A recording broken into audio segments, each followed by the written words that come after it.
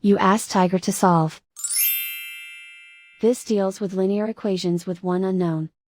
The final result is y equals 7. Let's solve it step by step. Group all y terms on the left side of the equation. Subtract 5y from both sides. Group like terms. Simplify the arithmetic. Group like terms. Simplify the arithmetic. Group all constants on the right side of the equation. Add 180 to both sides.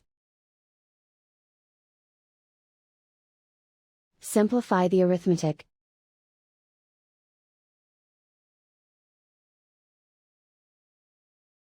Isolate the y. Divide both sides by 25. Simplify the fraction. Find the greatest common factor of the numerator and denominator. Factor out and cancel the greatest common factor. And so the final result is y equals 7.